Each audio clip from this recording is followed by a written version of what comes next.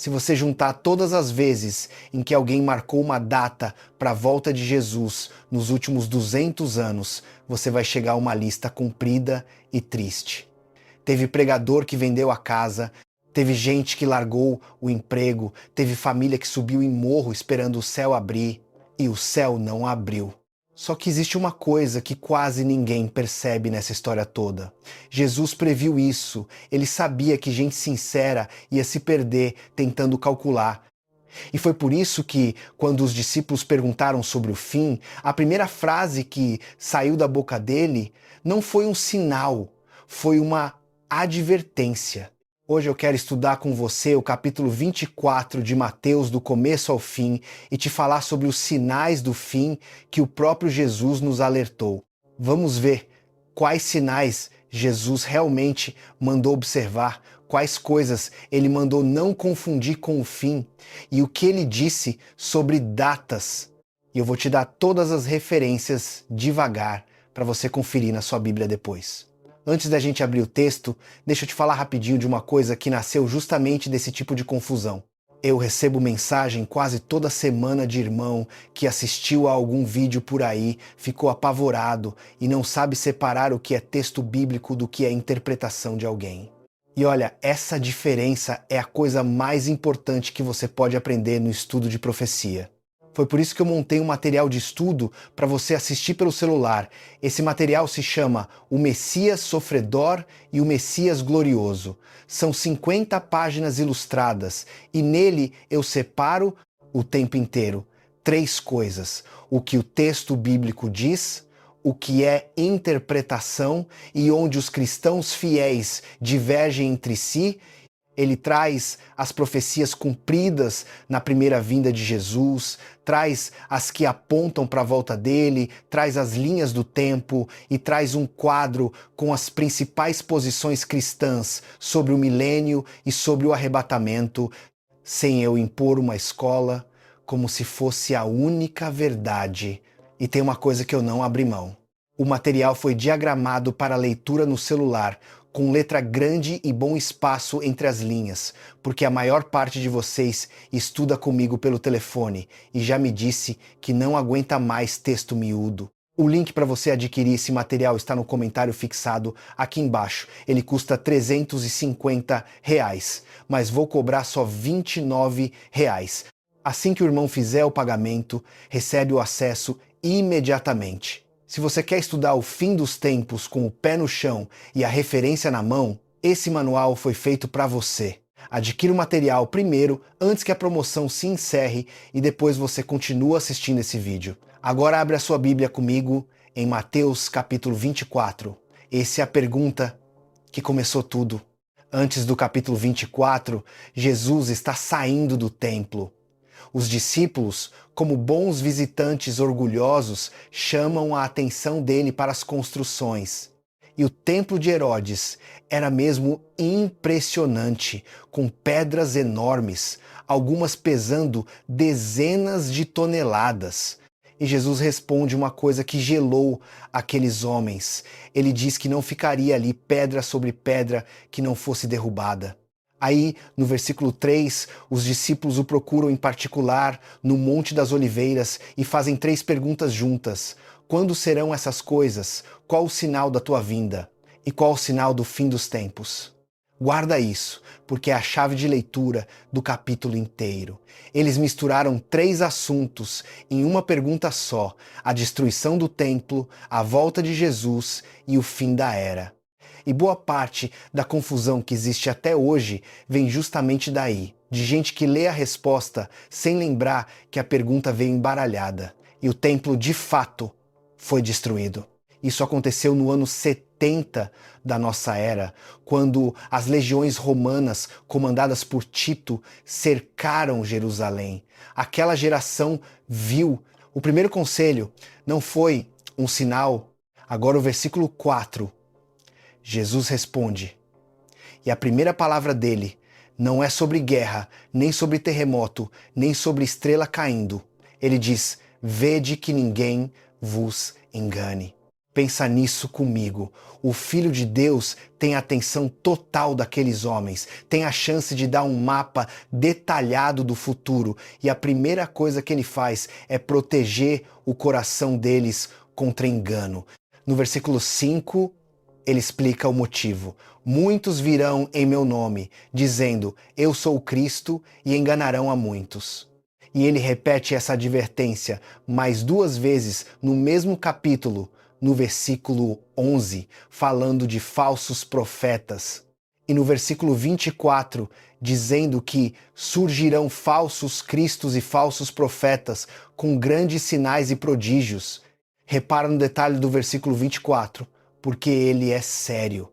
O engano vem acompanhado de sinal, vem com poder aparente, ou seja, o critério para você discernir não pode ser o espetáculo, tem que ser a fidelidade ao que foi ensinado desde o princípio. Paulo escreve a mesma coisa em 2 aos Tessalonicenses, capítulo 2, versículo 3, falando de uma apostasia que viria antes. E a carta a Timóteo, em 1 Timóteo, capítulo 4, versículo 1, fala de gente que se desvia da fé, dando ouvidos a espíritos enganadores. Anota aí a primeira lição do nosso estudo. O primeiro sinal de que Jesus falou foi o engano religioso. O que Jesus mandou, não confundir com o fim. Agora os versículos 6 a 8. E aqui muita gente tropeça. Jesus fala de guerras e rumores de guerras. Fala de nação contra nação e reino contra reino. Fala de fomes e terremotos em vários lugares. E o que ele diz sobre isso? 2 coisas que quase ninguém cita. Primeira, no versículo 6, olhai, não vos assusteis. Segunda, ainda no versículo 6, é necessário que isso aconteça, mas ainda não é o fim. Leia de novo. Ainda não é o fim.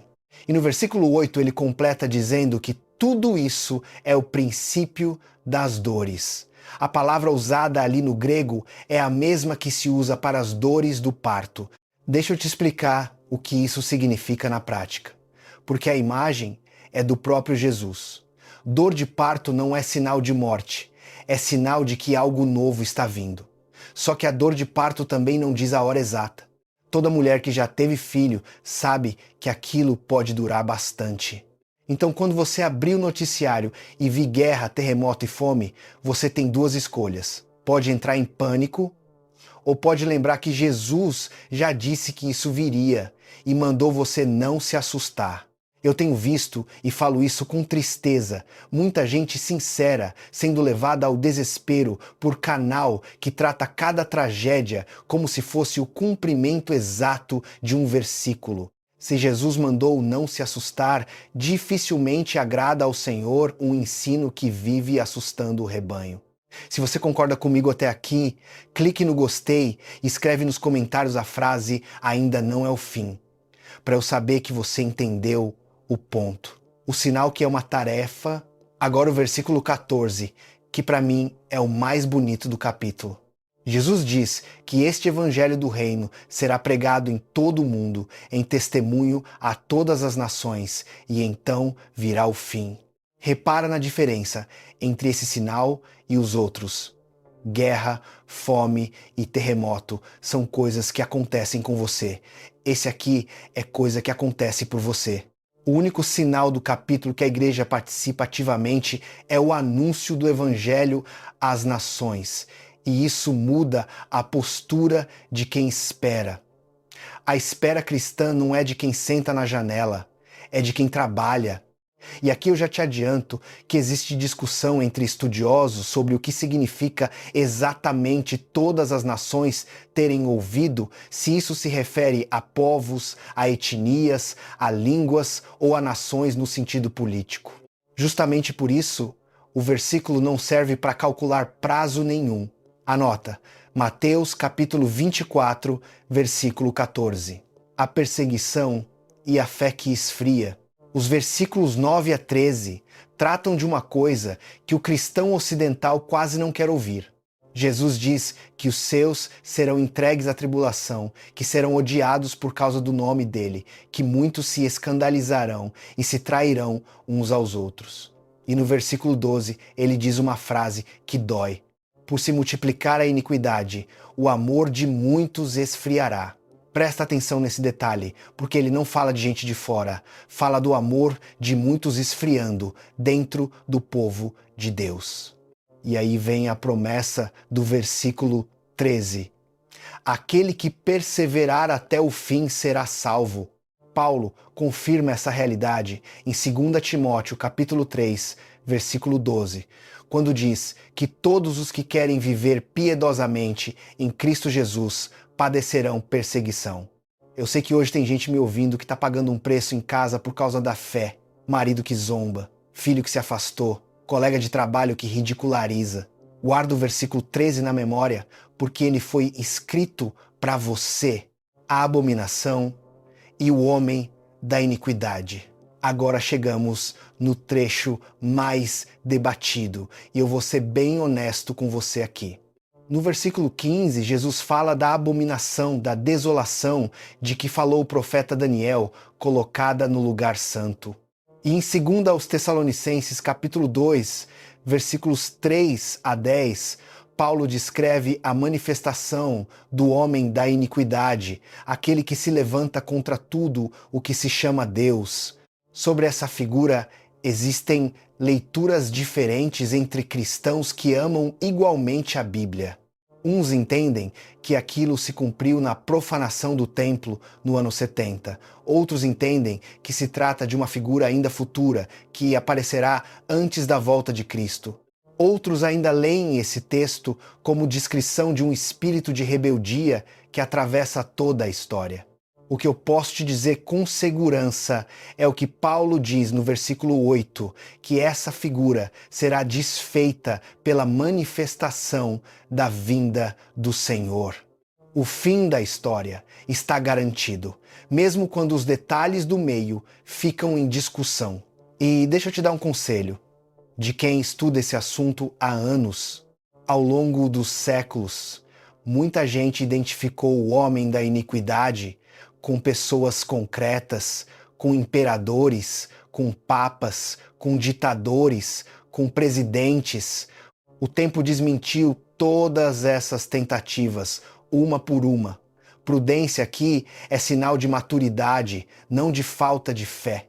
Voltando ao nosso assunto, os sinais no céu e a vinda visível. Do versículo 29 em diante, o tom do capítulo muda. Jesus fala do sol escurecendo, da lua não dando seu brilho, das estrelas caindo do céu. Essa linguagem não é nova. Ela já aparece em Joel capítulo 2, versículos 30 e 31, e em Isaías capítulo 13, quando o profeta anuncia o juízo sobre a Babilônia. Por isso, existem duas leituras. Uns entendem esses sinais de modo literal. Outros entendem que os profetas usavam essa linguagem para anunciar grandes reviravoltas na história e a queda de poderes. Seja qual for a leitura, o efeito é o mesmo. Nada permanece indiferente à vinda do Senhor. E aí vem o versículo 27, que resolve de uma vez a questão das aparições secretas. Jesus diz que a vinda do Filho do Homem será como o relâmpago que sai do Oriente e se mostra até o Ocidente. O Apocalipse capítulo 1, versículo 7, confirma: todo olho o verá. Guarda isso com carinho, porque é uma proteção prática para a sua fé. Se alguém aparecer dizendo que o Cristo voltou e está em determinado lugar, reunido com um grupo escolhido, você já sabe. O próprio Jesus, no versículo 26, mandou não sair correndo atrás disso. O versículo que encerra qualquer cálculo. E agora o versículo 36, que eu queria que tivesse pintado na parede de todo estúdio que fala de profecia. Jesus diz que, daquele dia e hora, ninguém sabe, nem os anjos do céu, nem o Filho, mas somente o Pai. Deixa eu te dizer o que essa frase faz. Ela derruba, de uma vez, toda a tabela, todo o cálculo de datas, toda a conta com números de Daniel aplicada a calendário moderno. E olha o que Jesus ensina no lugar disso, dos versículos 42 a 47. Ele manda vigiar. E define o que é vigiar com uma parábola. O servo fiel é aquele que o Senhor, ao chegar, encontra fazendo o trabalho, dando o alimento à casa no tempo certo. Ou seja, vigiar não é ficar olhando para o céu, é ser encontrado cuidando do que Deus colocou na sua mão. Vamos recapitular os pontos do nosso estudo, porque eu quero que você leve isso anotado. Primeiro, o engano religioso é o sinal que abre a lista. Segundo, guerras, fomes e terremotos são o princípio das dores e Jesus disse que ainda não é o fim. Terceiro, o evangelho pregado a todas as nações é o único sinal em que a igreja participa. Quarto, haverá perseguição e o amor de muitos esfriará. Quinto, a vinda será visível a todos. E sexto, ninguém sabe o dia nem a hora. 6 pontos, todos dentro de um capítulo só. E aqui eu preciso reforçar uma coisa sobre o nosso material de estudo, porque ela combina exatamente com esta aula. No manual O Messias Sofredor e o Messias Glorioso, eu dediquei uma parte inteira à volta de Cristo, sinal por sinal, no mesmo formato que eu usei aqui, o que foi anunciado, a referência bíblica, o que ainda é esperado e por que aquilo importa. E tem uma página que eu considero das mais úteis de todo o material, com as principais posições cristãs sobre o milênio e sobre o momento do arrebatamento, explicadas de forma justa, sem eu dizer que a minha é a única correta. Não tem data em nenhuma página. Não tem sensacionalismo. Tem Bíblia organizada, com letra grande, para você estudar no celular e conseguir ensinar isso para sua família. O link está no comentário fixado e o acesso é imediato depois da compra. O que fazer com isso amanhã de manhã?